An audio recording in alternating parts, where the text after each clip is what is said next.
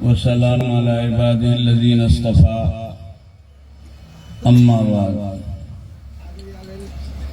बुजुर्गों, दोस्तों,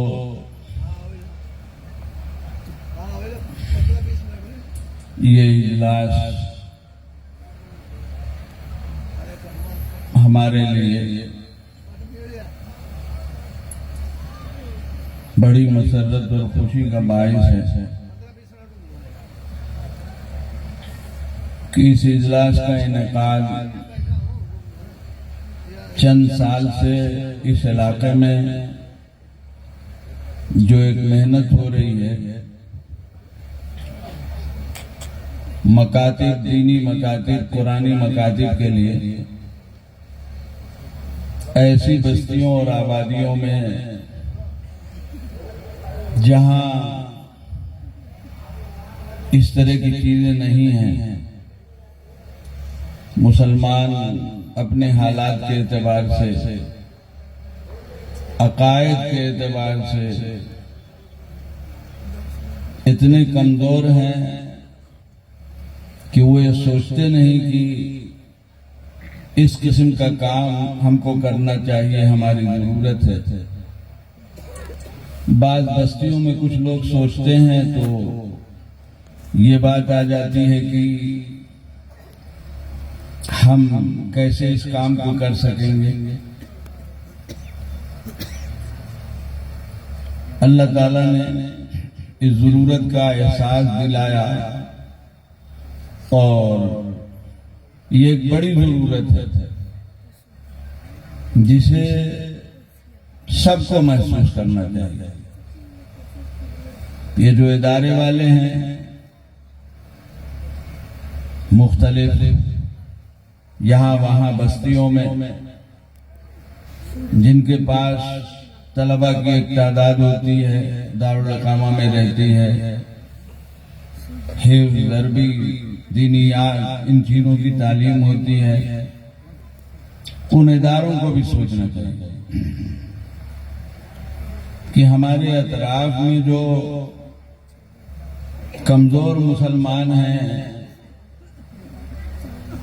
उनके लिए दीन से जोड़ने का कोई इंतजाम किया जाए। दीन की बुनियादी बातें बताई जाए, नहीं बताई जाएंगी तो वो शिकार हो जाएंगे किसी चीज का। शिकारी फिर रहे हैं मुख्तलिफ किस्म से, जो जाहिल मुसलमानों को अपना शिकार बनाते हैं, ऐसी मुस्लिम बस्तियों को अपना शिकार बनाते हैं जहां उन्हें मालूम है कि यहाँ कुरान पढ़ाने का कोई इंतजाम नहीं। तो कहीं मिशन वाले आते हैं, कहीं कादियानी आते हैं, कहीं कोई और आता है। जब रहमान का काम नहीं होगा तो शैतान के लोग आते हैं और शैतान का काम करते हैं। तो हर मदरसे की जिम्मेदारी है, मदारिस वाले बहुत से बैठे हुए हैं, लंबी चौड़ी इमारतें बना देना और दारुल इकामा में कई सौ बच्चों को रखना और पढ़ाना है ये काम। लेकिन खाली इतना ही काम नहीं है, इसके साथ ये भी काम है कि जिस गांव में आप मदरसा चला रहे हैं उस गांव के छोटे बच्चों की फिक्र कीजिए, छोटे बच्चियों की फिक्र कीजिए। जो बच्चे दीनी तालीम से महरूम हैं और वसाओकात स्कूलों में पढ़ते हैं, आप उनकी फिक्र कीजिए, उनका इंतजाम कीजिए। और आपके अतराफ में जो गांव हैं, जो बस्तियां हैं मुसलमानों की, जहां आप जाते हैं मदरसे का ताउन हासिल करने के लिए, उन बस्तियों के हालात देखिए, वहां का कोई निजाम बनाइए। ये बड़े बड़े लंबी चौड़ी इमारत वाले मदरसों से कहीं अच्छा काम और कहीं ज्यादा नफा बख्श काम है, इसलिए कि इससे जो है उम्मत के ईमान का जितना इंतजाम मकतब की तालीम से होता है, कुरानी मकातिब से, दीनी मकातिब से, इन बड़े इदारों का तो अपना एक मरहला है।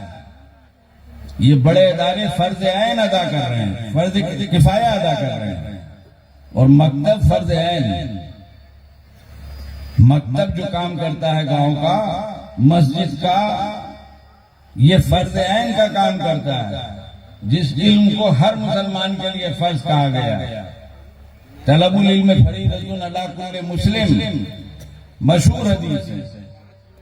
हमारे बहुत से मुसलमान भाई जानते हैं, हमारे मदरसों में, मकातिब में पढ़ने वाले बच्चों को याद है ये हदीस। इस हदीस में जिस इल्म के लिए हमारे आका हज़रत मोहम्मद मुस्तफ़ा सल्लल्लाहु अलैहि वसल्लम ने फरमाया है कि हर मुसलमान पर फर्ज है, ये इल्म फर्ज ऐन है। अल्लाह को जानना, अल्लाह को पहचानना, मोहम्मद मुस्तफ़ा सल्लल्लाहु अलैहि वसल्लम को जानना, उनको पहचानना, उनके हालात को जानना। कुरान क्या है, तकदीर क्या है, फरिश्ते क्या हैं, आखिरत क्या है, माबादल मौत क्या है, इसका जानना फर्ज ऐन है। हर मुसलमान के लिए जरूरी है कि इसको जाने। मुसलमान कैसे रहेगा, कैसे रहेगा मुसलमान?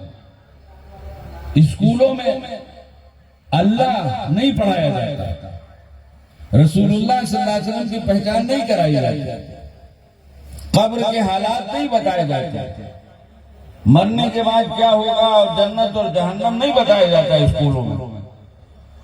उससे आगे बढ़कर बात है, माँ बाप क्या हैं, उनके हुकूक क्या हैं, ये नहीं बताया जाता। फिर क्यों रोते हो? अरे पढ़ाया, पता नहीं कहां पहुंचा दिया, अब बेटा बहुत बड़ा बन गया, बेटे के पास वक्त नहीं है माँ बाप के पास बैठने का। आज दुनिया में ये भी रवाज चल पड़ा, जहां ये रवाज चल पड़ा है कि बूढ़े माँ बाप को ओल्ड एज होम क्या बना होती है, बूढ़ों का घर, वहां रख दो। अभी हमारा मुल्क थोड़ा बचा हुआ है, जहां ये रवाज चला है वहां ये जो जरूरत है, इंसान तभी तौर पर, फितरी तौर पर चाहता है बच्चे उसके पास आए, वो थोड़ा बच्चों से बोले, वो थोड़ा बच्चों से खेले। अब ये भी हो रहा है, एक एक घंटे को बच्चे लाए जा रहे हैं ऐसी जगहों में जहां महरूम बूढ़े रहते हैं। ये बच्चे, दूसरों के बच्चे, इन महरूम बूढ़ों के साथ थोड़ी देर खेलते हैं, बात करते हैं। तो हमने तो बहुत ऊपर पहुंचा दिया, लेकिन ये सिखाया ही नहीं अब्बा क्या चीज और अम्मा क्या चीज।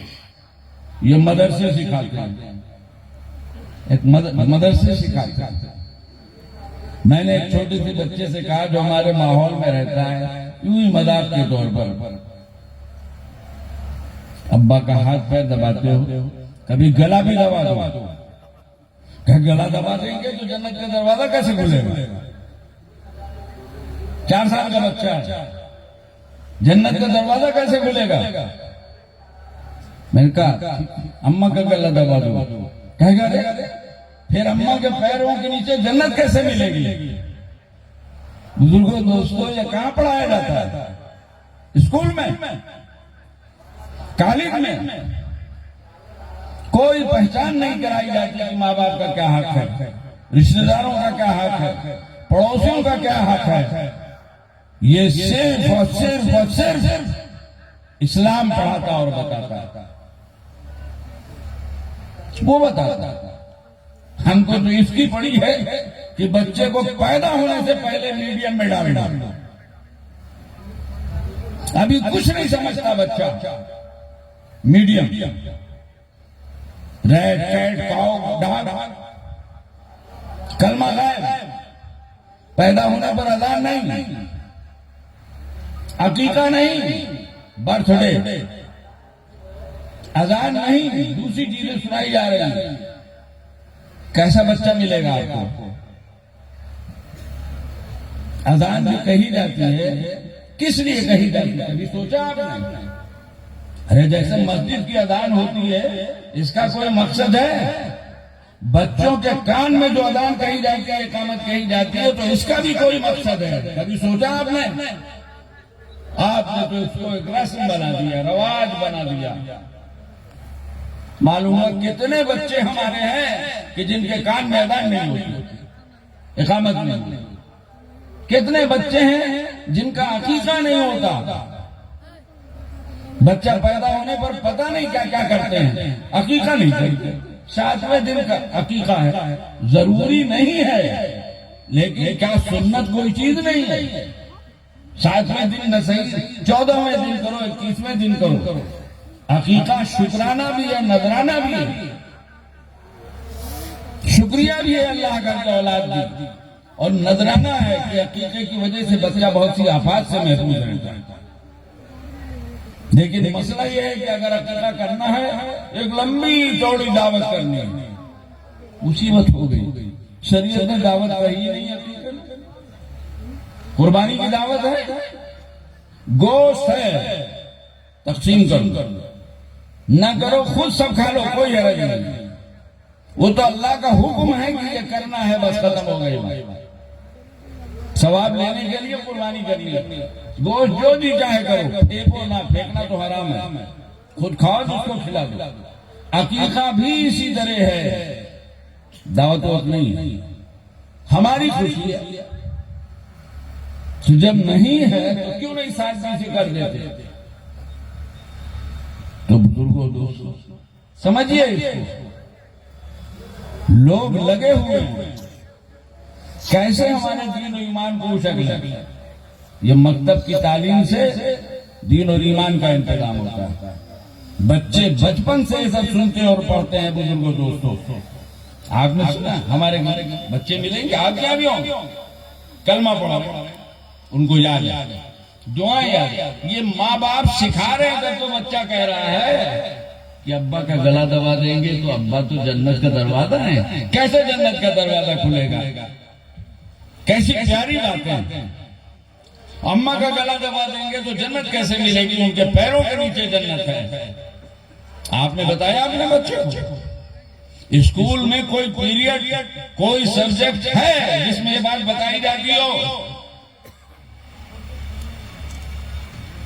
इसलिए बुजुर्गों, दोस्तों, बहुत अहम चीज है, इसको समझिए।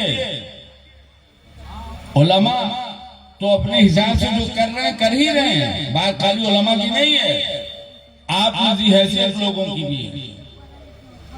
जो लोग अपनी अपनी जगहों पर कोई वजाहत रखते हैं, कोई हैसियत रखते हैं, जमीन जायदाद वाले हैं, ओहदे मनसब वाले हैं, वो अपने गांव की फिक्र करें, अपने इलाके की फिक्र करें, और नहीं करेंगे तो खुदा ना खास्ता खुद उनका ईमान खतरे में पड़ेगा, औलाद को न जाने कहा जाएगा।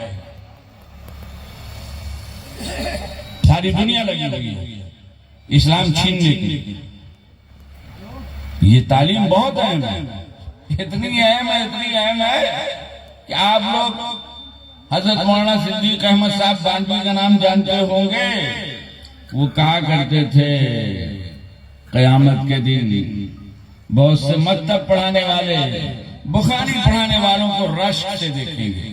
बुखारी पढ़ाने वाला फर्ज किफाया अदा कर रहा है, और मकतब पढ़ाने वाला गांव की मस्जिद में या गांव के मकतब में फर्ज ऐन अदा कर रहा है। आप फर्ज किफाया और फर्ज ऐन समझते होंगे। 5 वक्त की नमाज क्या है? फर्ज ऐन है। और नमाज जनाजा क्या है?